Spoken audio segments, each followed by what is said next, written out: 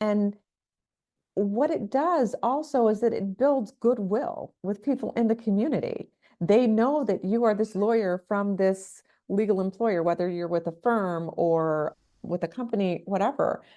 They start to associate you with, oh, yeah, they care about the community. They're not just here to profit. And so that becomes really important. That kind of outreach becomes important. I think that it's a win. Mhm. I think it reminds you too that you're not just a lawyer. Yes. When you're surrounded by all lawyers all the time, all Bill Blowers, all judges, all this and that, you just get into this little echo chamber. And unfortunately, based on statistics you just gave, it's reflecting back a lot of negative, a lot of skepticism, a lot of anxiety, a lot of complaints. And then when you're in the community, now it's, oh, wow, you're a lawyer. Cool. Let's go do this. Let's go to this concert. Let's go talk about helping the kids. Let's do this. And those kinds of events are just like, oh, yeah, I'm not a lawyer. I'm a person who happens to practice the law. Thank you. And let's tie that back to well-being. Yes. So this is where community is one of the most important predictors for good mental health. So you can be eating well, you can be out running or exercising, doing whatever you're doing. You can get to bed on time. If you don't have community, your well-being quotient is still going to be lower. Those people in those blue zones that are living into their hundreds, the common factor, the common denominator is community. And so developing community is so important. And then just having fun, doing something that is fun, that may be playful, that is a passion of yours.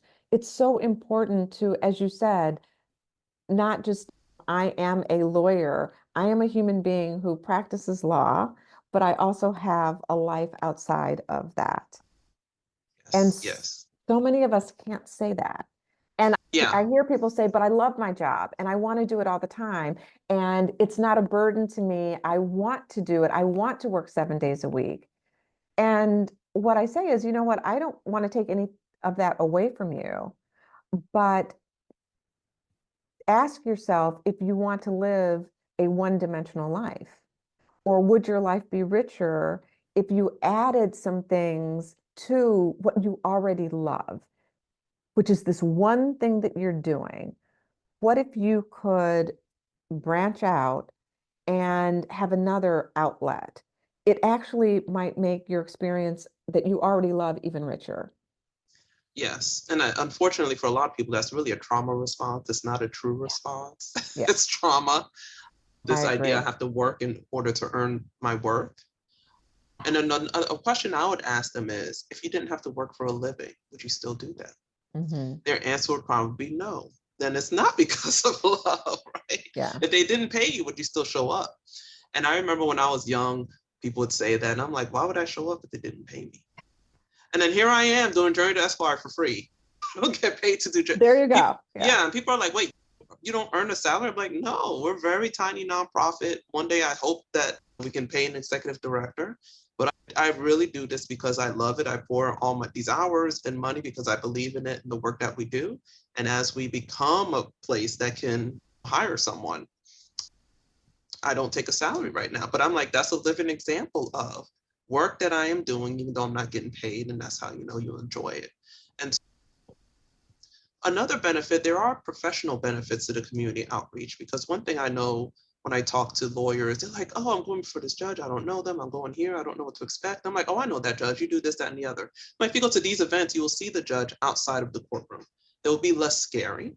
You'll get to know their personality, and you'll get to know lawyers who can predict how that judge will respond. Yeah. And I'll tell them, oh, they'll say this, that, and the other. They're like, how'd you know? I'm like, I know them. I've been in their courtroom. I know their law clerks.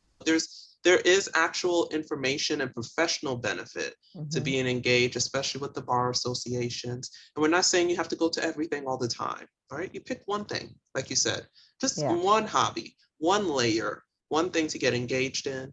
Make it something you're already interested in, so it's not a burden and not another to-do thing on your to-do list. And then, of course, play and have fun. That can't be emphasized enough. I'm doing an event soon we do these things called Table for Eight with the local women's bar.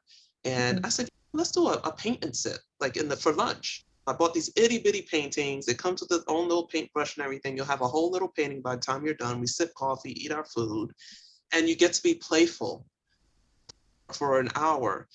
And you're going to feel so good at the end of that, right? Yeah. Regardless of what was happening that morning or what you have to look forward to in that afternoon.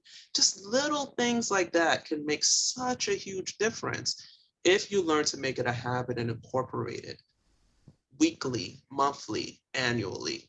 So that's the goal. It's not to rearrange your entire life in order to have wellness be at the center. It's these small tweaks, mindset changes, and habits that can make a huge impact.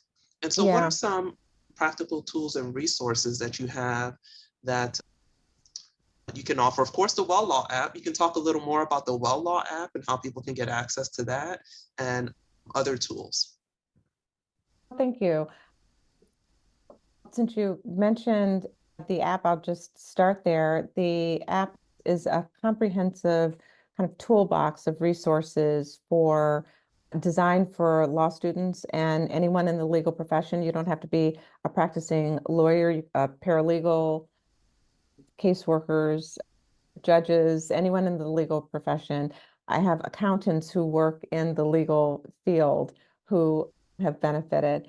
And there are talks on different wellness topics. There are activities that you can do. For instance, you might listen to a talk on effective communication, and then there's a little exercise that you can do to help identify your own communication style and how you can learn to adapt your communication and appreciate other people's communication styles. There are meditations, breathing exercises, yoga, affirmations. You even you can access content based on your mood. So what is your mood today? Oh, I feel like I'm really thriving today.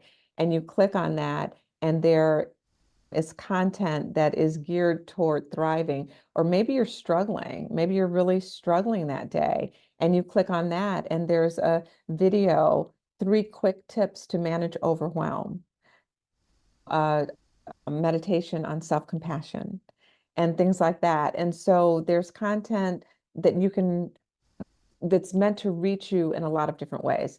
So that's the app. It's not available at the App Store.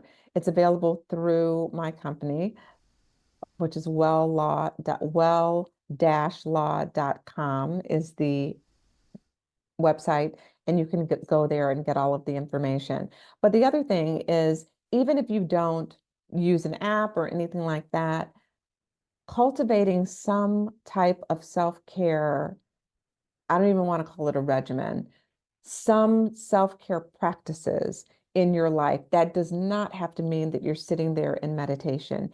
It can mean taking a walk in nature or taking a walk outside, even, in the city, just moving your body. It could be making sure that you are drinking enough water. It can be instead of going to bed at midnight or 1 o'clock in the morning, making an effort to get to bed at 11 o'clock at night or something like that, to make sure that you're getting 7 to 8 hours. It's uncontrovertible. There are so many studies that most adults need 7 to 8 hours. You are the rare person if you need something outside of that. And one thing that I teach my students is to, before you have an exam, before you give a presentation, simply take a moment, center yourself. This takes seconds. And pay attention to your breath. You don't even have to close your eyes. You can just stare at something and bring your attention to your breath and just feel yourself for just 3 full breaths in and out. Feel your breath going in and out of your body. And what you'll notice is by 15 seconds later, somehow your heart rate is just a little bit slower. You've calmed down a little bit because for those seconds, you have brought yourself into the present moment. We don't breathe in the future. We don't breathe in the past. We breathe in the present moment. And even seconds of being in the present moment has a cumulative effect for us. And so journaling is a practice that some people really resonate with. So find what works for you and incorporate that into your day, into your week, into your life, so that you have an outlet that's actually promoting good health for you and well-being.